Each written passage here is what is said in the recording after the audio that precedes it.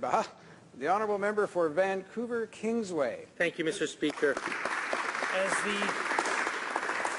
official opposition critic for international trade, I am pleased to stand and speak on behalf of the New Democratic Party on Bill 41, an act to implement the trade agreement between Canada and the Republic of Korea. By way of background, Canada and South Korea first discussed the possibility of a trade agreement in 2004, and negotiations for a trade agreement officially launched in July 2005. Now, in a testament both to the challenges that such agreements pose, as well as less than satisfactory diligence on various governments' part, it took some 9 years to bring this agreement to completion. Notably, several trade agreements have been concluded by Korea and other partners over the past 10 years. A trade agreement between Korea and the EU entered into force in 2011. A Korea-US agreement became operative in 2012, and Australia and Korea have recently concluded negotiations. As I will expand upon later, these nations' agreements have played a critical role in shaping Canada's bargaining position. As major competitors with Canada, their advantage in securing preferential first entry to the Korean market has done substantial damage to Canadian exporters in a myriad of sectors. The Canada-Korea trade agreement was signed on March 11, 2014, Mr. Speaker, and submitted to Parliament on June 12, 2014. Once in effect, the agreement will eliminate 98.2% of South Korea's tariff lines and 97.8% of Canada's tariffs. While many tariffs between our two countries are already quite low, there are a significant number of tariffs and other barriers to market that exist that will be removed either immediately upon this agreement's implementation or phased out over various periods of time. Mr. Speaker, the NDP uses three important criteria to assess trade agreements. First, is the proposed partner one who respects democracy, human rights, adequate environmental and labour standards, and Canadian values? If there are challenges in these regards, is the partner on a positive trajectory toward these goals? Two, is the proposed partner's economy of significant and strategic value to Canada? And three, are the terms of the proposed agreement satisfactory? New Democrats also evaluate trade agreements on a comprehensive basis to determine if they are of net benefit to Canada. In our estimation, we believe that the Korea trade agreement meets these tests. We will deal with each in turn. First, since emerging from authoritarian to civilian rule in 1987, South Korea has transitioned into a multi-party democracy with an active trade union movement, a diverse civil society, and freedom of expression. South Korea's so-called tiger economy has succeeded in rapidly industrializing the country and raising the welfare and incomes of the Korean people. Today, South Korea is a developed country, ranking 15th on the Human Development Index, the highest in East Asia.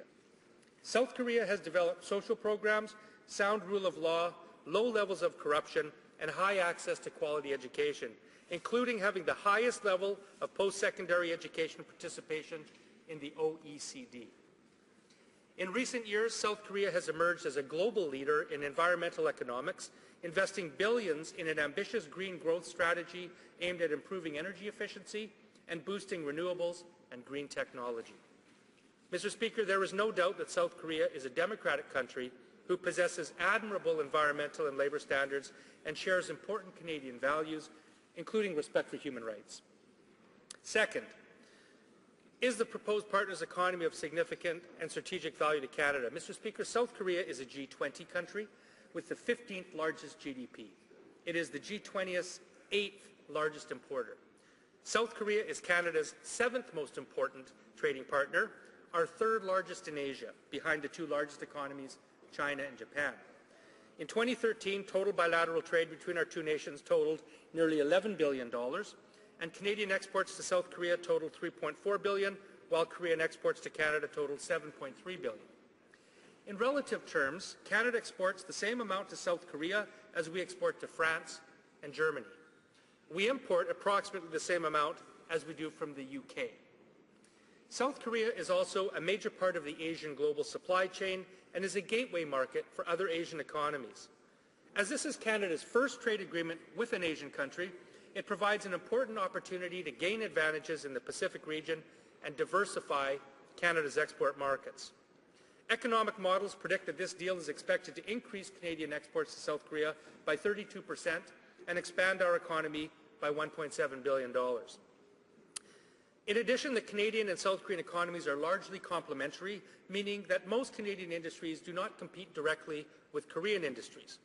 As Korea has emerged as a world leader in renewable energy and green technology and needs energy and energy technology from Canada in return, we can increase our trade in these important sectors and, more importantly, build Canada's green technology sector. Domestically, a trade agreement with Korea offers significant economic benefits to a broad cross-section of economic sectors in Canada, representing all regions of the country. In fact, this agreement is favoured by almost every industrial sector in Canada. Sectors that support the Korea Free Trade Agreement include manufacturing, heavy industry, aerospace and transportation, forestry and wood products, agriculture, beef and pork industries, agri-foods and food processing, energy and chemicals, fish and seafoods, financial services, and high technology. In sum, South Korea is a large market that offers significant opportunities for Canadian business to gain a foothold in important Asian markets. It is vital to note that Canadian exporters have lost some 30% of their market share in South Korea since 2012, when the EU and US implemented agreements and secured preferential access for their companies. These losses are estimated to total several hundreds of millions of dollars annually and are mounting each year that US and European competitors enjoy tariff advantages and increased market access to Korea. The losses have been particularly heavy in agri-foods, seafood, and aerospace industries. These sectors sustain thousands of quality, family-supporting jobs with high rates of unionization. As an example, when Korea signed the FTAs with the United States and the European Union, Canadian aerospace exports to Korea dropped by 80%, from $180 million to roughly $35 million.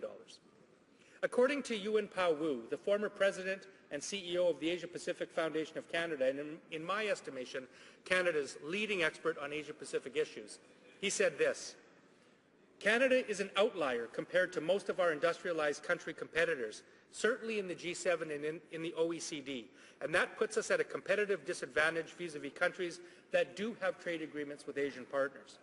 The best example of this competitive disadvantage is in the case of Korea, where we have been negotiating, as you all know, coming to 9 years now. In the meantime, we have been overtaken by the United States and more recently by Australia. Both of those countries now have margins of preference, particularly in the cultural sector, that put our exporters at a disadvantage. Mr. Speaker, Canadian exporters need a level playing field to compete in Asia and to protect the jobs they provide here in Canada. In New Democrats' view, this agreement is essential to do so. This agreement offers the opportunity for Canadian producers and exporters to increase trade with a modern democratic country with a high-income complementary economy. It will allow Canadian producers in a wide variety of sectors to more effectively access an Asian gateway economy that plays a pivotal role in global supply chains and offers entry opportunities not only to Korea but to other Asian economies. It will level the playing field for Canadian exporters who can compete with the best in the world when given the opportunity to do so on equal terms. It will permit Canada to deepen our Asian presence and diversify our trade patterns beyond the North American and European markets. Mr. Speaker, there is no doubt that Korea is both a significant and a strategic economic partner for Canada. Third, are the terms of the proposed deal satisfactory? Mr. Speaker, this is not the precise agreement that New Democrats would have negotiated. This deal includes investor-state dispute settlement, a provision that allows corporations to launch legal challenges to government measures that they believe violate the terms of the agreement. They are permitted to file their suits not in domestic courts, but in international trade tribunals that lack certain fundamental attributes of judicial independence and the rule of law. This is something the New Democrats would not include in any trade agreement we negotiate. We believe such provisions carry excessive risk and are unnecessary when dealing with nations with independent and well-functioning judiciaries, as Canada and South Korea possess. There are also legitimate and well-founded concerns about the possible impact of this agreement on the Canadian auto sector. Knowledgeable industry actors such as Ford Motor Company and Unifor, who represents most auto workers in Canada, have both expressed their view that this agreement will reduce domestic auto production and sales and that South Korea adopts policies that serve to impair access to its domestic market. In our estimation, however, when viewed on a comprehensive basis, this agreement is of net benefit to Canada. It benefits the vast majority of Canadian export sectors, and we believe that its weaknesses can be dealt with by effective Canadian government policies. An examination of a few key sectors bears this out. If we take agriculture, this agreement is not only good for Canadian agriculture and the agri-food industry, it is essential. The agri-food sector represents 8% of the Canadian economy and is said to sustain 1 in 8 jobs, over 2 million jobs.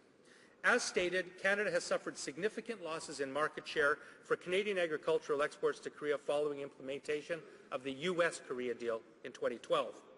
For example, Canadian beef exports to South Korea shrank from $96 million in 2011 to $8 million in 2013. Canadian pork exporters went from first to fourth in the Korean market. Australia, a major competitor of Canada in many agricultural products, is poised to bring their own agreement with Korea into force. As well, January 1, 2015 will see the next reduction in tariffs for U.S. and EU producers, further exacerbating the harm to Canadian sectors. The Korean FTA will progressively eliminate 86.8% of agricultural tariff lines and allow Canadian exporters to compete on a level playing field and recapture these markets. There are also impressive opportunities for Canadian grains, pulses, and oils. In aerospace, the agreement will gradually eliminate 100% of industrial tariffs. As such, there is general support for the Korea FTA among manufacturing sectors in Canada, notably Bombardier, and other Aerospace Industry Association members. According to Jim Quick, the president of the Aerospace Industries Association of Canada, South Korea is an important market due to its proximity to other major economies, including Japan, China, and Malaysia. In the next 20 years, airlines in the Asia-Pacific region are expected to account for 37% of global aircraft demand, or 12,000 planes worth $1.9 trillion. At the same time, half of the world's air traffic will be driven by travel to, from, and within the Pacific region. Similar opportunities lie in light rail and transit infrastructure. Global Canadian champions like Bombardier see important opportunities in South Korea to position themselves to tap this growth. Canadian seafood producers on both coasts stand to benefit from the Korea Agreement. Pacific seafood and fish product exporters are being outcompeted in Korea by their Alaskan competitors due to the fully implemented Korea-U.S. agreement. Current seafood and fish product tariffs in Korea for Canadian exporters are up to 47%, and most of these tariff lines will be eliminated. Lobster farmers see growth opportunities in the Korean market on the Atlantic coast. Canada's forestry and wood products industry, including newsprint, wood pulp, wood panels, and other value-added products, contributes over $20 billion to Canada's GDP and employs over 230,000 Canadians, many of them in high-skilled and unionized jobs. Canadian exporters to Korea are disadvantaged by tariff lines on Canadian wood products that reach 10%. The Korea Agreement will provide growth opportunities for value-added wood products. This will help develop good jobs in the vital Canadian value-added economy. With respect to energy and green technology, New Democrats see sustainable technologies and renewable energy as key industries of the future. They are estimated to be a $3 trillion sector, and we believe that Canada must position itself for this economic opportunity and environmental imperative. As stated, Korea is an emergent global leader in this area, and encouraging sustainable trade and technology transfer is one of the most compelling parts of this agreement. There are positive and negative aspects of this agreement in terms of the Canadian auto sector, and opinions on it are mixed. General Motors, Chrysler, Toyota, and Honda all have automotive production facilities in Canada and support this agreement. Ford and Unifor are also significant stakeholders in Canada and do not. The Korea FTA will gradually eliminate Canada's 6.1% tariff on auto product imports from Korea over a 3-year period. In turn, South Korea's 8% auto tariff will be eliminated immediately upon the Korea Agreement's implementation. Other positives include rules of origin provisions that recognize Canadian-U.S. integrated products without volume limits, and an accelerated dispute mechanism that allows for monitoring of non-tariff barriers. This will permit disputes related to motor vehicle trade to be resolved in a timeline that is as fast or as faster than the Korean-U.S. deal, and it could be used to obtain remedies to unfair trade barriers to Canadian auto exports into Korea. In addition, transitional safeguards exist in case of a surge in imports. At the same time, there are legitimate concerns about the deal's impact on the Canadian auto sector. These concerns have validity, as more Korean imports will affect domestic auto sales to some degree, and South Korea has been cited for implementing non-tariff barriers that restrict access to its market. It is also a fair criticism that this agreement does not go as far as the Korea-U.S. deal does in protecting domestic auto producers. Under that deal, U.S. tariffs are phased out over a longer period, 5 years, and there's a snapback provision that permits the U.S. to impose duties if certain import and export numbers are exceeded. The Conservatives were unable to obtain these protections in this agreement. What is without doubt is that the current 6% Canadian tariff on Korean-made automobiles is insufficient to meaningfully keep products out. Among other things, lower Korean labor costs and vertical integration savings substantially exceed the tariff. More compelling, Korean automakers service the Canadian market from U.S. plants, with more opening in Mexico within 2 years, and their products enter Canada tariff-free due to NAFTA in any event. Accordingly, between 40 and 50% of Korean auto products already enter the Canadian market tariff-free from the U.S., and so the status quo is clearly insufficient to assist Canadian auto production. It is clear that the Canadian auto industry faces a very competitive global environment. It is equally apparent that this requires more support from the federal government. In 2013, Canada failed to attract any of the $17.6 billion in auto investments that were made around the world. Not a penny. Competing countries like China, Brazil, and our North American trading partners are upping their game, subsidizing up to 60% of the capital investments required to establish auto plants. New Democrats believe that more needs to be done to support auto manufacturing in Canada, to promote growth in the sector and encourage the competitiveness of North American brands around the world. Therefore, a new Democratic government will pursue strategies to strengthen the Canadian auto sector. These include policies that will encourage Korean automakers to locate production facilities in Canada, assist Canadian automakers to better access the Korean and other Asian markets, closely monitor non-tariff barriers and act quickly and effectively to resolve disputes, place substantial resources into trade offices and lead frequent trade missions to Korea, and work with industry and labour to create an effective auto innovation fund.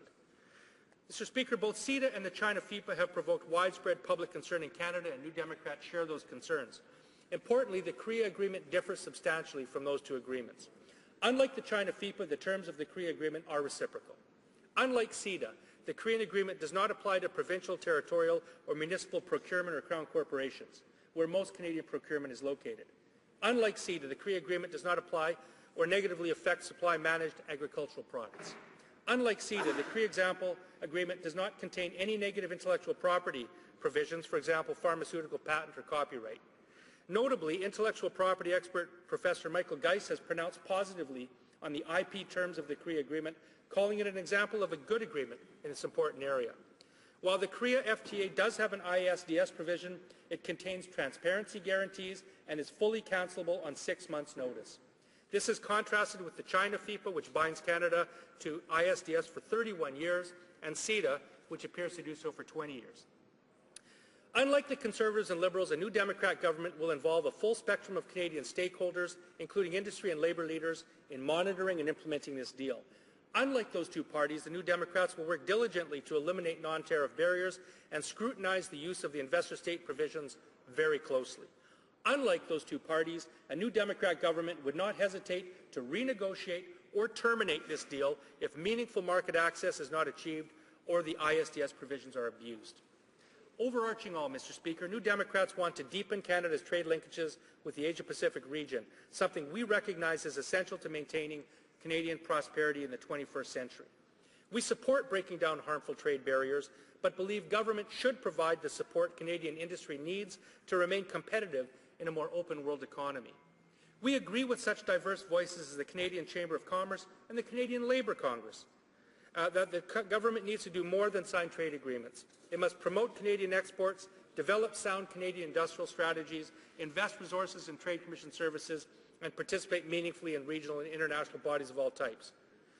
Mr. Speaker, the Korea Trade Agreement presents a vital opportunity to diversify Canada's economy and promote good quality job creation in Canada. We cannot let this opportunity pass. While certain terms of the agreement are not what an NDP government would have negotiated, on balance, we believe that the benefits of the Canada-Korea agreement are significant for Canadians. We will be supporting this legislation accordingly. Thank you, Mr. Speaker.